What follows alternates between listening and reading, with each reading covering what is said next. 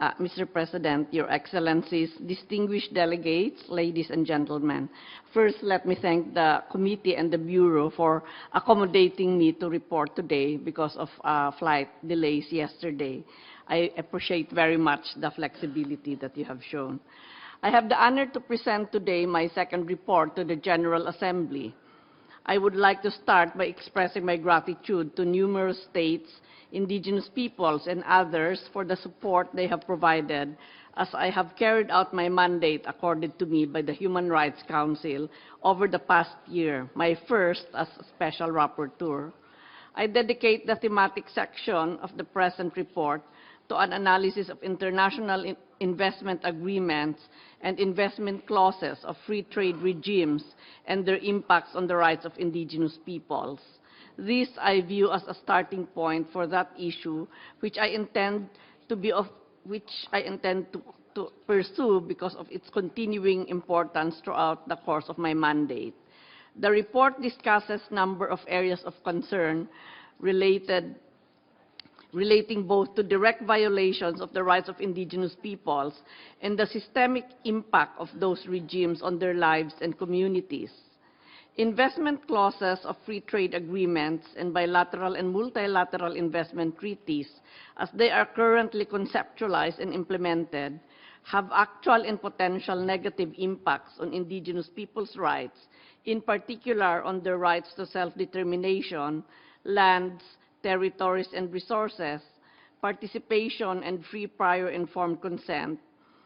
That is not to suggest that the investments are inherently destructive. Future studies will focus on how investment agreements can be equally beneficial for indigenous peoples and investors. The present report also highlights my analysis of the unjust elements of the prevailing system of global economic and financial governance and the constriction of the protective capacity of states and local governance systems.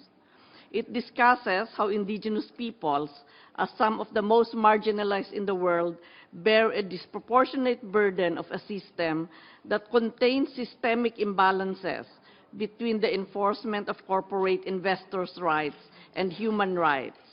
The report concludes that both a more thorough review of the implications of international investment and free trade agreements and deeper policy and systemic reforms are needed to ensure the respect, protection, and fulfillment of indigenous peoples' rights.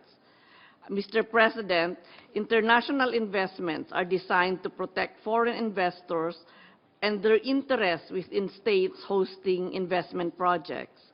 The three main types are bilateral investment treaties, which are signed between two states and focus on investment. Regional investment treaties that are signed between multiple countries within a region and also focus on investment.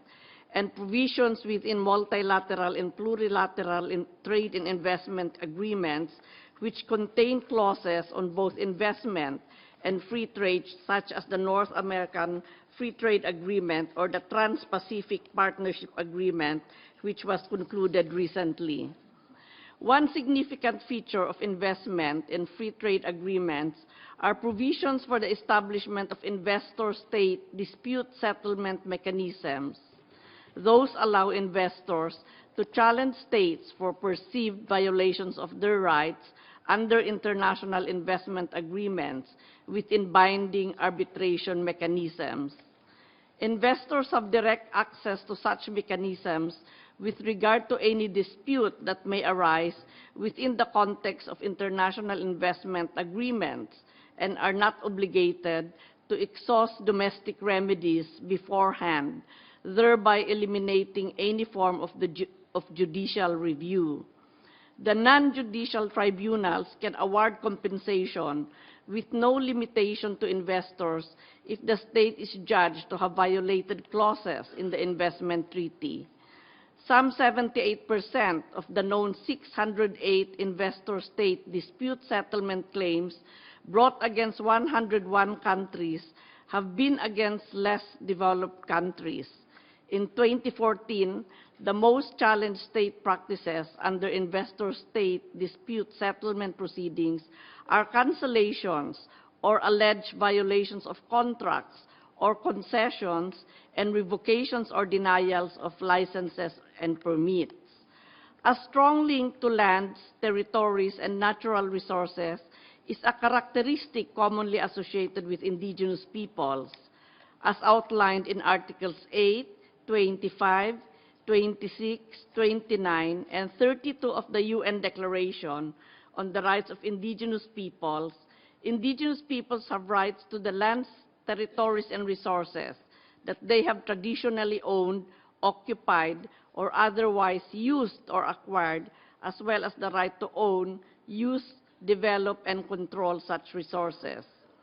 Given the multitude of mining and petroleum projects, agribusiness investments, special economic zones, tourism developments, and infrastructure projects taking place across almost all of the world's continents, often on indigenous lands, whether demarcated or not, conflicts between land rights and the investment and free trade agreements are likely to become increasingly common. Indigenous peoples are vulnerable to experiencing a disproportionate burden of such conflicts, not only due to the frequency within which their lands are used for investment-related projects, but also as a result of the additional loss of the cultural, non-economic benefits that indigenous peoples often derive from land. The threats to the right to self-determination and self-governance posed by investment and free trade agreements compound long-standing and systemic violations of the rights of indigenous peoples. The violations have included gross and sustained assaults on the cultural integrity of indigenous peoples, the denigration and non-recognition of customary laws and governance systems, a failure to develop frameworks that allow indigenous peoples to exercise the right to development and self-governance, and practices that strip indigenous peoples of autonomy over their lands and natural resources. It is in this sense that international investment agreements are contributing to the perpetuation of colonial and post-colonial structures that have caused the systemic racism and discrimination towards and the marginalization and exploitation of indigenous peoples. Such unequal power relations between indigenous peoples and corporations and states also contribute to the endemic levels of poverty amongst indigenous peoples. They account for 5% of the world's population, while representing 15% of those living in poverty. 33% of all people living in extreme rural poverty globally are from indigenous communities. These figures are particularly alarming given the wealth of natural resources that are located within indigenous territories. The degree of poverty is a violation of indigenous people's rights to development, as well as of their economic and social rights to an adequate standard of living, housing, food, water, health, and education. Mr. President, I would not like to end without mentioning some promising practices which have emerged and which I would like to develop further in subsequent reports related to this issue. The most important one worth mentioning is the inclusion of exception clauses to protect the rights of indigenous peoples and promote sustainable development.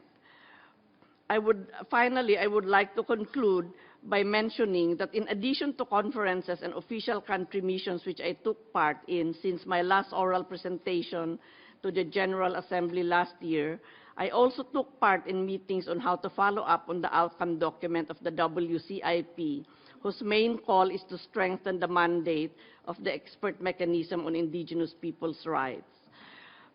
I fully support the efforts to do this. I believe that for me to carry out more effectively my mandate as the Special Rapporteur, I have to enhance further my engagement with member states to address obstacles and develop more best practices. Finally, I would like to thank all of you member states, indigenous peoples organizations, the OHCHR, other UN treaty bodies, for contributing in the effective implementation of the UN Declaration on the Rights of Indigenous Peoples and ILO Convention 169. I would like to reaffirm my strong commitment to this role, and with this commitment to contribute to solutions to human rights challenges brought to my attention, and to be proactive in efforts to prevent those from arising or escalating. I thank you for your kind attention.